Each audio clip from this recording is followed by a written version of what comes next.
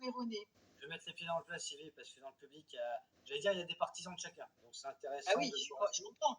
Jean-Noël Mendy, Alexandre Juvin-Brunet, Valérie Bugot, Éric Furil, comment dire, par exemple, la table des 700, oui, j'en ai entendu un petit peu parler, tu en as parlé la dernière fois. Ton regard par rapport à ça, parce que c'est ce que certains appellent la dissidence ou la fausse dissidence. Déjà, dissidence, résistance, etc.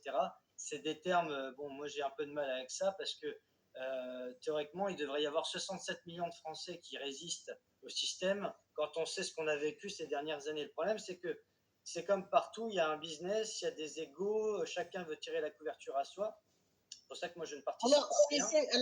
voilà. Si tu veux, la dissidence, c'est pareil que ce qui se passe au niveau du gouvernement, c'est compliqué parce que il faut pas mélanger les genres quand même. Tu prends Valérie Bugot, moi j'avais été voir ce qu'elle avait fait. Elle avait fait un schéma, voilà, mais la problématique, c'est un sujet sur lequel on peut débattre, mais on peut en débattre quand on a les pieds, quand on est, comment dire, en sécurité. Sauf que là, on n'est pas en sécurité en fait. Si tu veux, tu peux pas passer d'une problématique à dire on va faire ça de l'autre côté. Et oui, et comment tu fais pour aller de l'autre côté? Tu peux pas bloquer le temps et puis changer comme ça d'orientation. Il faut quand même à un moment donné comprendre à quoi on est confronté.